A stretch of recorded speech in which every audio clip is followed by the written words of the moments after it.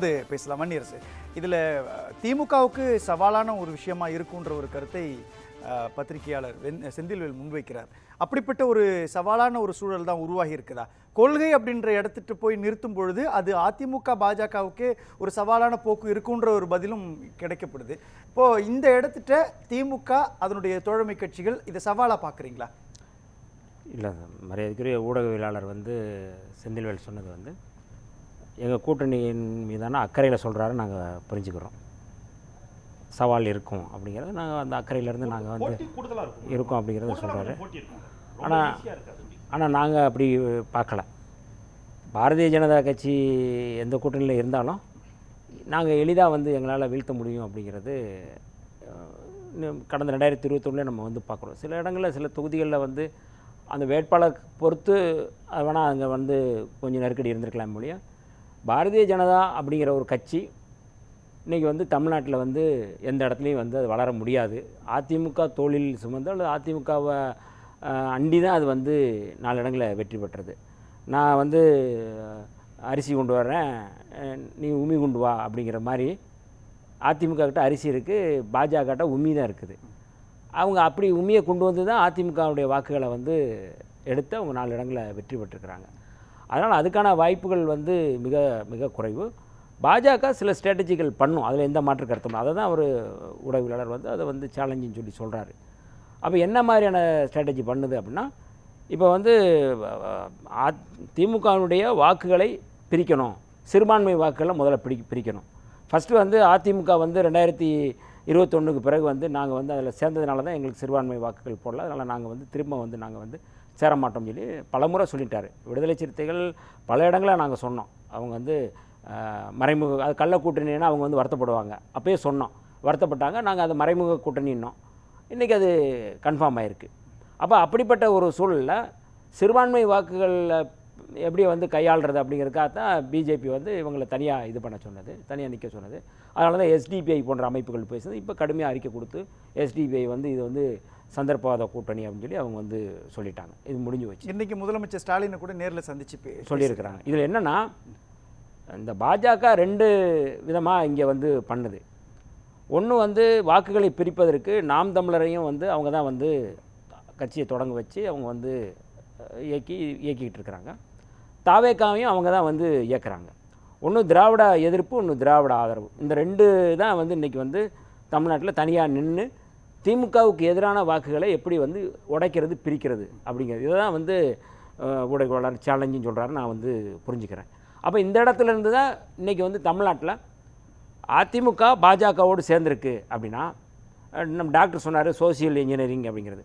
அவங்க இஸ்லாமியர் வெறுப்பை முன்வைத்து தான் பாஜக இந்தியா முழுக்க அவங்க அரசியலை பண்ணாங்க. இஸ்லாமியர்களை படுகொலை செய்வது, இஸ்லாமியருடைய சொத்துக்களை கொள்ளையடிப்பது, இதுதான் அவருடைய செயல் திட்டம். அப்போ இதில் அதிமுகவின் நிலைப்பாடு என்ன? இப்போ பாஜக இன்றைக்கி வக்பு வாரிய திருத்த சட்டத்தை கொண்டு வந்ததன் மூலமாக அவர்கள் நீங்கள் எதிர்த்து வாக்களித்து என்ன பயன்? இன்றைக்கி அதை கொள்ளையடிப்பதற்கு முழுமையாக அவங்க அனுமதி தர்றாங்க.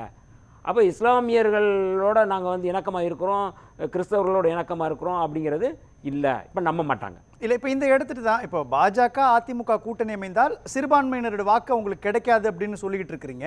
ஆனாலும் கூட இப்போ மீண்டும் கூட்டணி அமைச்சிருக்காங்க அப்படின்றப்போ சிறுபான்மையினர் வாக்கு வேணாம், அது இல்லாமலே ஜெயிக்கலாம் அப்படின்ற ஒரு முடிவை நோக்கி அதிமுக பாஜக வந்திருக்குதா? ஒரு புள்ளி.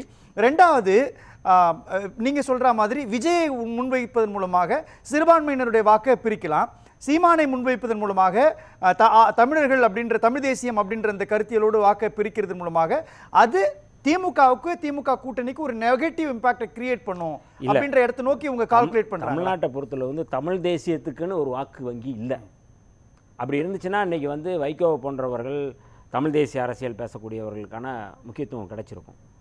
ஆனால் அப்படி இல்லை. தமிழ் தேசியம் அப்படிங்கிற அந்த வாக்குக்காக இவர்கள் நாம் தமிழருக்கு போட்ட வாக்கு முழுமையாக தமிழ் தேசியத்துக்கு அவர் பேசுகிறதே தமிழ் தேசியமே இல்லை, அது போலி தமிழ் தேசியம், அது பாஜகவினுடைய ஒரு கிளை அமைப்பு தான், ஆர்எஸ்எஸ்ன்ற ஒரு கிளை அமைப்பு தான் அப்படிங்கிற பலமுறை நாங்கள் சொல்லியிருக்கோம்.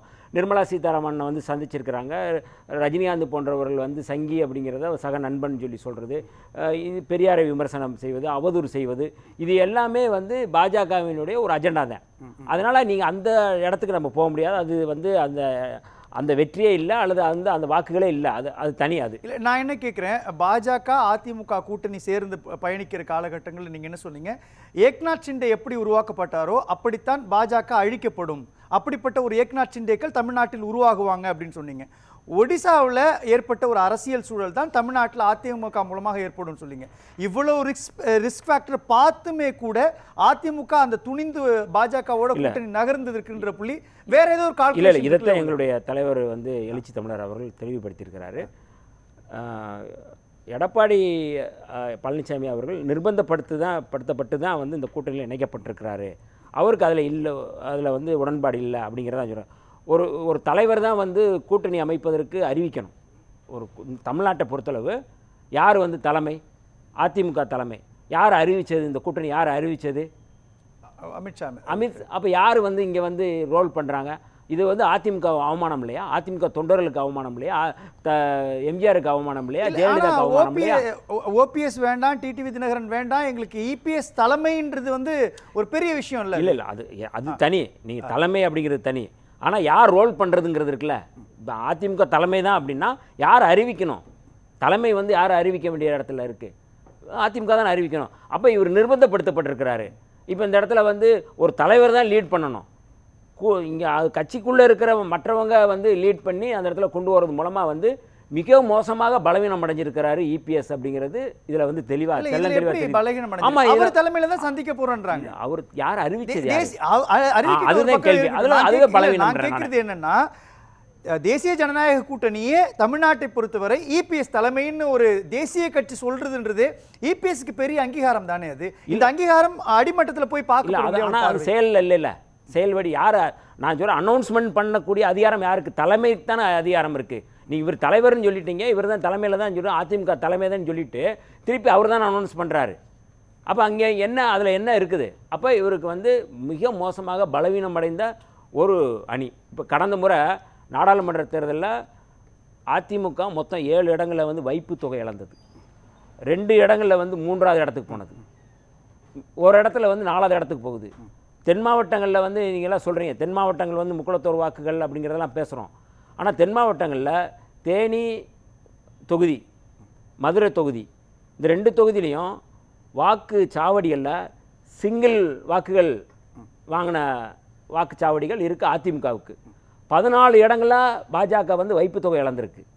இவங்க சேர்ந்து அதான் சொல்கிறேன், அரிசியும் உமி சேர்ந்த கதை, பாம்பும் தவளையும் சேர்ந்த கதை. இது வந்து தமிழ்நாட்டில் வந்து ஏற்புடையதல்ல. முழுக்க தமிழ்நாட்டுக்கு துரோகம் செய்து தமிழ்நாட்டுக்கு எதிராக சிந்திக்கக்கூடிய ஒரு கட்சி வந்து பாரதிய ஜனதா கட்சி. நீங்கள் வந்து ஒரிசாவிலிருந்து சாவியை இவர் ஜெகநாதருடைய கோயிலுடைய சாவியை திருடிட்டு வந்தது வந்து தமிழ்நாட்டில் இருக்குன்னு சொல்லி தமிழ்நாட்டை அவமானப்படுத்திய கட்சி பாஜக. தமிழ்நாட்டை அவமானப்படுத்தியவர் அமித்ஷா. அவர் இன்றைக்கி வந்து தமிழ் மொழி குறித்து பேசுகிறாரு, நான் பெருமையோடு பேசுகிறேன்னு சொல்லி சொல்கிறாரு. அப்படின்னா எப்படி தமிழ்நாட்டு மக்கள் எப்படி ஏற்றுக்கொள்வார்கள்? அப்போ முழுக்க சிறுபான்மை மக்களுக்கு எதிராக, தமிழ் மக்களுக்கு எதிராக செயல்படக்கூடிய ஒரு கட்சி, செயல் திட்டத்தின் அடிப்படையிலே வந்து அவங்க வந்து ஒற்றை இந்தியாவை அல்ல இந்து ராஷ்டிரத்தை அமைக்க போகிற ஒரு கட்சி எப்படி வந்து நீங்கள் வந்து தமிழ்நாட்டில் வந்து செயல்பட முடியும்? நாடாளுமன்ற தேர்தலில் சொன்னால் கூட அதை ஒத்துக்கலாம். ஆனால் இவங்க ரொம்ப தெளிவாக சட்டமன்ற தேர்தலை கருத்தில் வச்சு அதிமுக தலைமைன்னு ஏற்கிறது அப்படின்றது அதிமுக வெர்சஸ் திமுக அப்படின்ற ஒரு அரசியலை கட்டமைக்கிறது மூலமாக அதுக்குள்ள பாஜக தன்னுடைய வாக்கு வங்கியை உயர்த்திக்கலாம். இன்னும் 4 இடங்களுக்கு மேலே 2-3 இடங்களை எக்ஸ்ட்ரா சேர்த்தா கூட அந்த கூட்டணிக்கு வெற்றின்ற பார்வை உருவாகும் இல்லையா? முதல்ல அதிமுகவே இருக்காது. 2026க்கு அப்புறம் அதிமுகவே அழிய போகுது.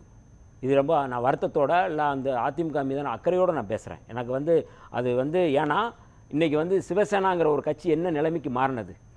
சிவசேனாவை வந்து நீங்கள் சொன்ன ஏக்நாத் ஷிண்டேயை சொல்கிறீங்க, என்னவா மாறி இருக்கு? இன்றைக்கி வந்து அந்த கட்சி, அந்த சிவசேனாவே இல்லை. இன்றைக்கி வந்து தேவேந்திர பட்னவாஸ் முதலமைச்சர் ஆகிட்டார், ஏக்நாத் ஷிண்டே வந்திருக்கிறாரு, இந்த தாக்கரே குரூப் பூரா வந்து முழுமையாக போயிடுச்சு. ஒரு மாநில உரிமை பேசக்கூடிய ஒரு கட்சி என்னவா மாற்றி இருக்கிறாங்க அப்படிங்கிறதுக்கு ஒவ்வொரு ஃபேக்டையும் அவங்க வந்து கபலீகரம் செய்து விழுங்கி செரிப்பது அப்படிங்கிறதான் பாஜகவினுடைய கடந்த கால செயல்பாடுகள். அந்த கட்சியோடு கூட்டணி வைத்த எந்த கட்சிகளும் வளர்ந்ததும் இல்லை, உருப்பட்டதும் இல்லை. அதிமுக மீதான அக்கறையில் நாங்கள் இதை சொல்கிறோம்.